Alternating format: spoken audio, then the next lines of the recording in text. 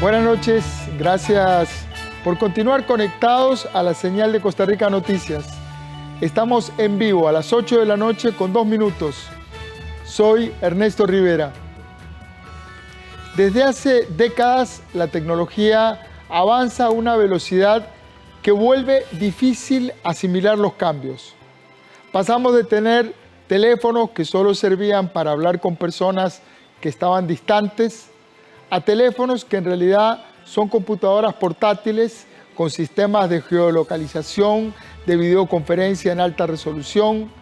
Todos estos cambios incluyen también a los robots, que están cada vez más presentes en la vida diaria, en prótesis que suplantan órganos humanos como piernas o manos, robots de construcción que prácticamente pueden ensamblar un automóvil, robots de carga, drones, máquinas que aprenden de su experiencia previa y un millón de cosas nuevas, buenísimas y otras no tanto.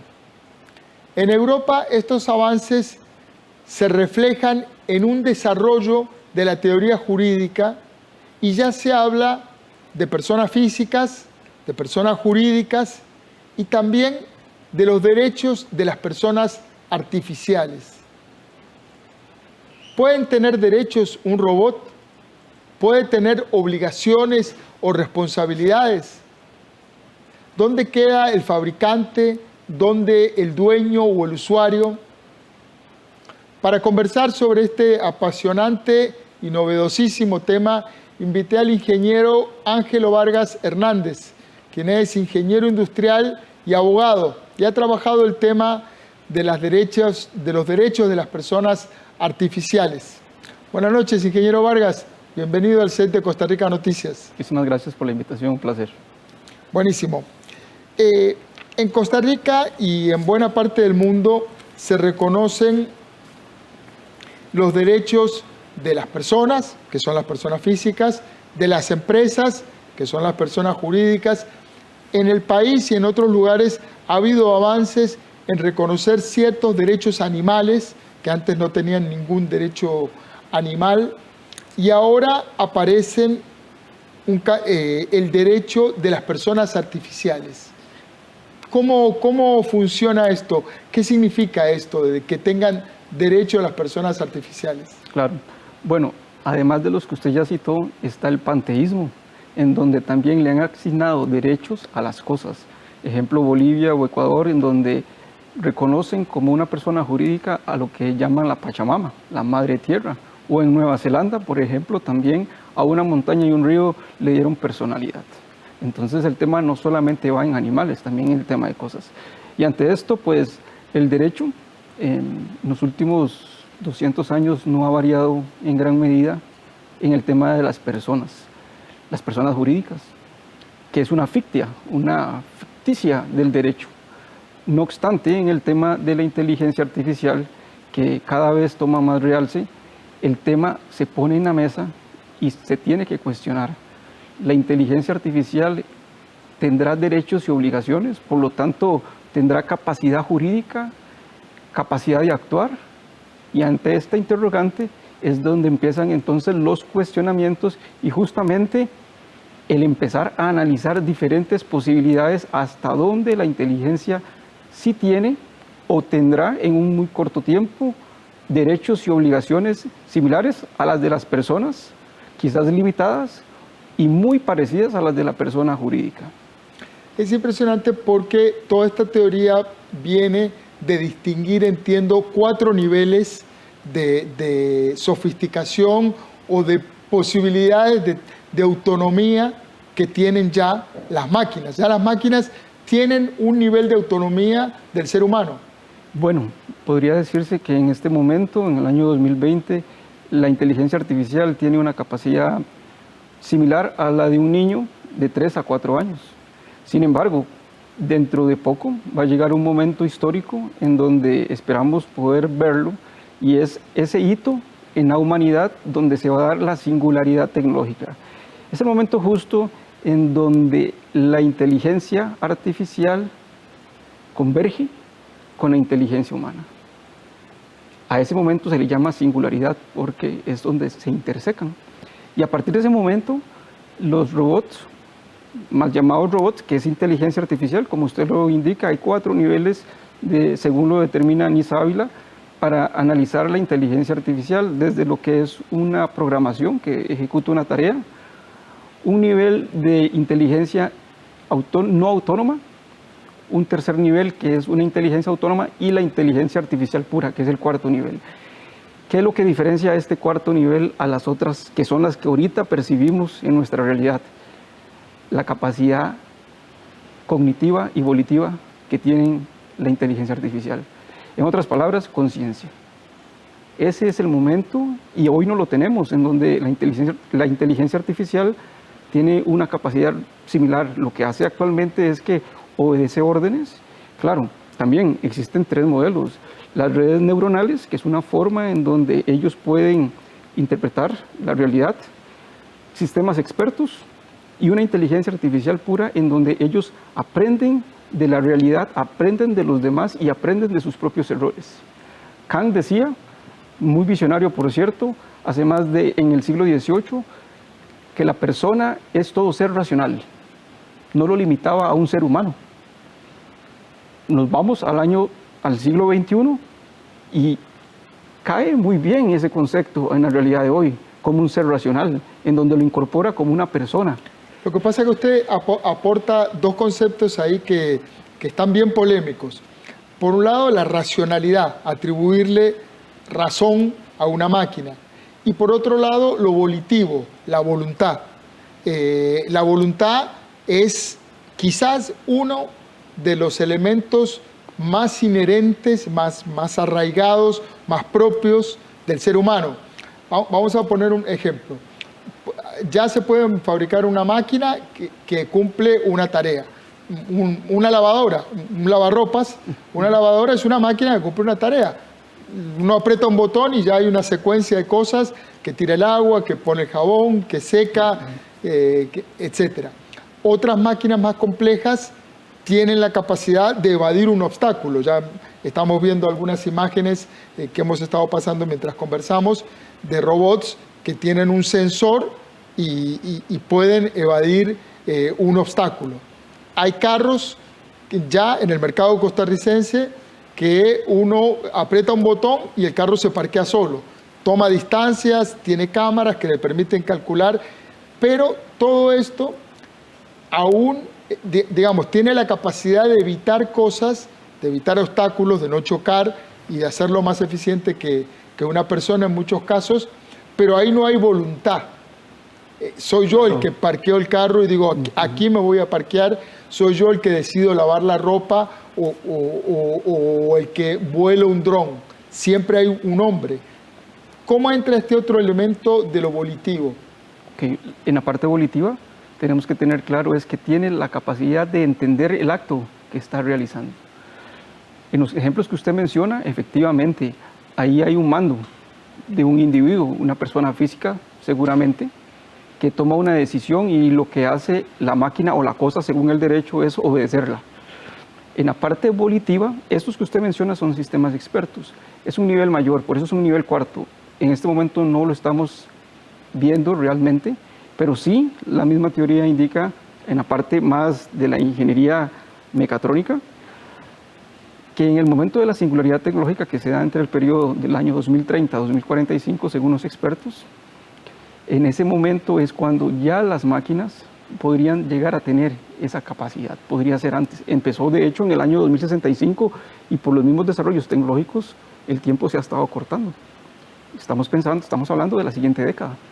Es un tiempo muy corto. Está muy cerca, pero además es algo que a uno le hace un poco de ruido porque, yendo a lo más simple, desde hace cientos de años se fabrican pistolas, revólveres, diferentes armas de fuego. Son una herramienta, uno la puede usar para tiro al blanco o para matar a una persona. ¿Podría la tecnología fabricar en algún momento una pistola que se niegue, un revólver que se niegue a provocar la muerte de un ser humano? Bueno, esto empieza mucho en la ficción. en el siglo pasado. Asimov, que es un libro, que después una película, estableció las tres leyes básicas de la robótica. La primera ley es que un robot debe obedecer todas las instrucciones de un ser humano. Isaac Asimov, que era escritor de ciencia ficción, pero además matemático, era un científico muy potente. E interesante, que son las bases de los principios de las leyes de la robótica actual. Entonces no estaba tan lejos de la realidad. La segunda ley es que ese elemento o máquina tiene que obedecer todos los mandos de esta persona en el tanto no incumpla con la primera ley, que es lastimar a una persona. Y la tercera ley de la robótica es que él se puede proteger en el tanto no corrompa la primera y la segunda ley. Entonces, se entiende que esto es parte de la programación del núcleo de la inteligencia artificial. No obstante, en el momento de la singularidad tecnológica, donde la inteligencia artificial podría llegar a ser hasta 20.000 veces más inteligente que el ser humano, es probable y es una posibilidad, eso que usted menciona, que pueda negarse a obedecer órdenes del ser humano. Por eso es que es un hito. El mismo Hopkins lo decía. El momento más relevante es cuando se dé ese hito en la historia. Y como les digo, bueno, nosotros somos una generación privilegiada porque podríamos ver dos revoluciones. La cuarta revolución que estamos en este momento, que está asociado al tema más de Internet de las cosas, al Smart Grid, ciudades inteligentes, monitoreo en tiempo real. Y el hito, como lo menciono, es ese momento en donde la inteligencia artificial incluso es el que va a desarrollar la propia tecnología. Hoy lo hace el ser humano a una velocidad determinada según la ley de Moore, que no es una ley del derecho, es una ley más de la parte informática. Es interesante porque ahí hay un momento de quiebre, que en este momento de singularidad, como usted lo define, pero es interesante porque este concepto de inteligencia artificial que uno ha escuchado mucho, sería interesante que usted me lo desarrolle un poco, porque una calculadora tiene capacidad de procesar, es decir, hace las cuentas más rápido de lo que la puedo hacer yo y por eso me adelanta, es decir, tiene capacidad de hacer cuentas más rápido, pero la inteligencia artificial o la inteligencia supone esta capacidad de aprender de la experiencia previa, es decir, claro, uno se quema con algo y no lo vuelve a tocar. ¿Cómo ocurre esto en una máquina? Okay. Por medio de algoritmos que son programados que permiten dentro de sus propias conocimientos poder ampliar o engrosar su conocimiento. Estos algoritmos lo que le permiten a la máquina es justamente almacenar el conocimiento aprendido, no solamente en el cual le programaron, sino que con cada pasar del tiempo se hace más inteligente, similar como a un ser humano. Con la experiencia pues gana sabiduría, la máquina con el tiempo gana conocimiento, capacidad cognitiva y manifestada en la realidad en capacidad volitiva, que es lo que hoy diferencia al ser humano de la inteligencia artificial. De hecho, dentro de la cognitiva y volitiva son solamente dos rasgos los que lo hacen diferente. ¿Cuáles son esos dos rasgos? Bueno, la capacidad justamente de entender y de sentir, que no la tiene la máquina en este momento. Y en la capacidad volitiva es la consecuencia de los actos que él está generando en este momento. Esto trae un dilema también para el derecho, y ahí es lo importante de definirlo. De hecho, parte de la importancia del derecho es ser proactivo, no esperar a que sucedan las cosas para empezar a regularlas, como ha pasado con el tema de Uber, que llevamos más de 2 o 3 años sabiendo que iba a venir y aún no se ha definido. Es un derecho reactivo. Este derecho lo que busca es ser un derecho proactivo, que además le cito algo interesante, está asociado con el derecho uniforme, que es el derecho más universal. Porque si Costa Rica define sus propios parámetros de inteligencia artificial para regularla, estaría muy limitada a toda la sociedad. Existen unos indicadores globales de preparación para la inteligencia artificial. Dentro de esos indicadores que contempla un conglomerado de KPIs, determina a Costa Rica en la posición número 66 de 190 países. y en la posición número 7 en Latinoamérica. Estamos en la países. posición 66 ¿de qué? Del resto de países, de los 190 países, estamos en la posición número 66 de la capacidad que tiene Costa Rica para prepararse para los cambios que vienen para inteligencia artificial, preparación del entorno, políticas, estrategia. De hecho, uno de los valores de la puntuación más importante es definición de una estrategia para el desarrollo de la inteligencia artificial, cosa que en este momento el MISIP es el ente que le corresponde definir este plan estratégico. Universidades como la Universidad Fidelitas también, en su comisión de inteligencia artificial, ha estado proponiendo una serie de desarrollos, artículos muy asociados a lo que es el derecho y la inteligencia artificial. En el derecho también le estarían atribuyendo a los robots, a las personas artificiales, una consecuencia de esos actos. Estaba pensando, por ejemplo, en un misil, un misil de alguna de las superpotencias. Hay una persona que finalmente, o un grupo de personas que finalmente lo disparan. Ese misil puede provocar la muerte de millones de personas. Pero son esas personas las responsables, no es la máquina la que causó. La máquina provoca finalmente la muerte, pero la voluntad estuvo en quien la disparó. ¿Cómo atribuirle responsabilidad o alguna responsabilidad a la máquina? Dependiendo del nivel. Bueno, dentro de una investigación desarrollada he definido 4 grados de responsabilidad para la inteligencia artificial. En el nivel grado 1 es donde la máquina no tiene ninguna responsabilidad. Pongamos un ejemplo. Donde usted maneja un vehículo. Ajá. ¿Sí? Esa responsabilidad tal vez de un vehículo autónomo, en donde igual todo se trabaja mucho en grados. El grado 1, que es el actual, es donde el vehículo tiene una capacidad, pero usted siempre tiene que mantener sus manos en el volante. Ese es el grado 1. No hay una delegación completa de la responsabilidad. En este caso, la conducción es la persona responsable de sus actos. El nivel máximo, que es el nivel 4, en donde esa máquina o persona artificial tiene una responsabilidad porque hace un análisis previo sobre las consecuencias de sus actos, de sus hechos, se convierten en hechos jurídicos. Y sobre las consecuencias no solamente para las terceras, sino directamente para él. Es un tema muy amplio porque si uno se pone a analizar, supongamos eso que usted indica y que comete un daño a un tercero, el cual es sancionado con prisión. ¿Qué remordimiento podría tener una máquina si no hay ninguna condición o limitación de que se sienta disminuido o que haya aprendido la lección? Bueno, seguramente el derecho tendrá que definir qué tipo de sanciones son las más adecuadas para la inteligencia artificial. No obstante, si pensamos en un nivel máximo, seguramente la inteligencia artificial también ha de tener, y esto es polémico, sentimientos seguramente en algún momento. Estamos hablando de temas que están prontos a venir y que tal vez algunas personas... Suena a ciencia ficción y futurista, ruda, pero en Europa, estaba pensando antes de ir a Europa, estaba pensando en el caso de los autos autónomos.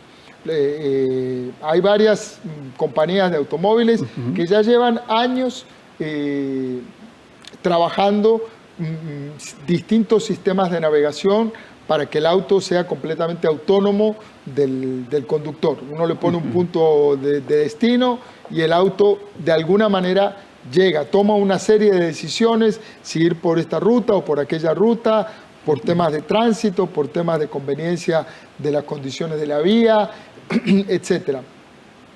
Pero ya ha pasado en varios casos en donde algo falla y el auto se estrella. Y creo que ha pasado incluso con personas. Con personas. Pasó un caso. Pasó un caso en Estados Unidos. Ahí es un tema. Falló el auto, falló la persona que se subió al auto y delegó su vida en una máquina.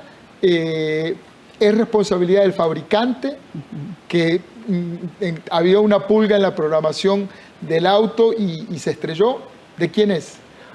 En este momento, Tesla, Elon Musk empresario, SpaceX y demás, ha definido que todos sus vehículos tienen póliza de por vida para promover justamente esto y darle tranquilidad a las personas. Sin embargo, esto limita un poco el desarrollo de la tecnología por el tema justamente de la responsabilidad. El ejemplo que usted cita es real, fue justamente con esa empresa. Después de un análisis, porque se fue a estrados, se definió que hubo responsabilidad directa del chofer, porque se puso a ver una película, de hecho quedó registrado, soltó el control del volante, le dio la autonomía completa al vehículo y el vehículo falló. En ese caso la responsabilidad fue directamente y la indemnización y demás no fue para la familia, dada la situación que se manejó. Entonces, evidentemente hay un nivel de responsabilidad claro. De hecho, acá entran un montón de actores: fabricante, programador, comprador, usuario, propietario, y eso no es bueno para el derecho. Son niveles muy diferentes, tranquilamente, y eso pasa hoy con una máquina simple como es, de nuevo, un automóvil. Puede ser que sea mi automóvil, pero lo tomó una persona que no soy yo y cometió atropelló a alguien en la calle. Yo soy el dueño registral del automóvil, pero no soy el que cometió ese delito. Lo mismo ocurre con un animal. Uno puede tener un perro bravo, pero ese perro, la responsabilidad es del dueño, no es el animal el que... Claro. La diferencia justamente entre la inteligencia artificial que estamos por ver y la que ya se está desarrollando es la capacidad de esa autonomía. Si hay autonomía, hay responsabilidad. Si no hay autonomía, alguien tendrá que hacerse cargo. Dentro de esas autonomías es necesario definir una serie de pasos estratégicos. La Unión Europea ha estado trabajando fuertemente en esto, tanto así que ha definido el concepto de persona artificial como un estatus legal potencial para los robots autónomos. La Unión Europea, ya todo esto que parece ciencia ficción y muy futurista, ya tiene un marco legal en la Unión Europea. Está iniciando el Parlamento Europeo en la parte justamente de inteligencia artificial a desarrollar. Todo inicia por una estrategia de inteligencia artificial y para definir estrategia hay que definir principios, que es parte de lo que tiene que desarrollar Costa Rica. Principios para el desarrollo de la inteligencia artificial y por ende del potencial personas artificiales. No solamente el Parlamento Europeo, sino muchos países de Europa independiente, Alemania, que es el país más desarrollado en lo que es desarrollo en inteligencia artificial, tanto a nivel tecnológico como a nivel de derecho, y otra serie de países, España y demás, pero también Corea, Japón, China, y cada uno de ellos han estado definiendo como primer paso su estrategia y sus principios. Corea tiene una situación muy interesante. Respetan tanto los derechos de los robots que en ese país el lastimar a un robot es una sanción leve, pero moralmente alta. Se ve mal.